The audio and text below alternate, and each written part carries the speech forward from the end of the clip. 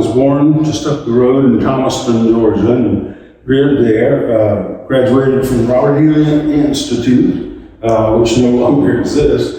And I went to college at Georgia Southwestern in Americas. While I was there, I met a guy that had turned his bathroom in the dormitory into a dark room. And he took me in there and showed, and I saw it was a black and white picture, and I saw it come up in the developer, and I was hooked. It was just, I couldn't believe it was like magic. So for Christmas, I asked my mother for a camera, and I got an old Minolta, and I went out and started taking pictures. And a very good friend of mine that was a professor at Southwestern saw some of the pictures, and he said, most people take pictures of landscapes or flowers, inanimate things. He says, you take pictures of people. He said, you should be a photojournalist. I said, well, what is that? And so he explained it to me and told me to pick up a Life magazine, and which I did. And that was it. I knew that's what I wanted to do.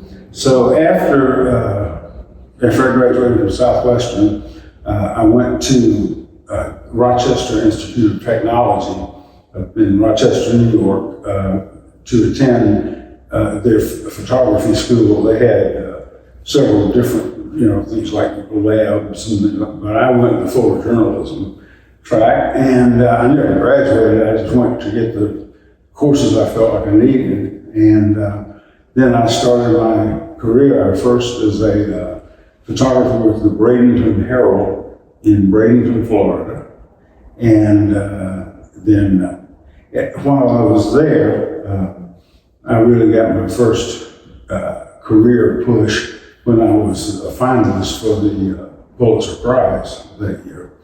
Ended up getting a job offer up the road from the Tampa Tribune, and worked there for about a year and a half or 2 years. Then I moved up north to Minneapolis, to the Minneapolis Star Tribune. Loved it there. Would have never come back, but my wife wanted to be back where it was warm.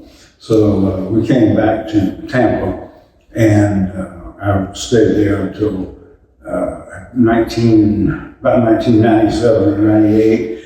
I realized that the newspaper people and newspapers itself were really going out. They were going out of style. No one was reading them. So I switched over and began teaching, first at Georgia Tech, and then I was teaching business communication there, and then Kennesaw State University, where I retired.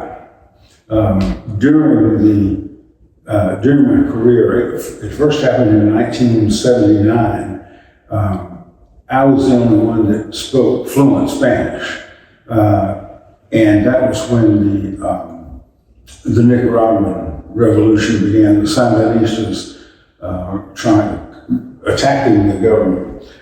Because I spoke Spanish, they sent me down there, and I ended up staying off and on about 6 months. I would come back and then go back again. That was my first taste of war and some of the terrible things that you see. And it bothered me when I got back. I saw humanity at its very worst.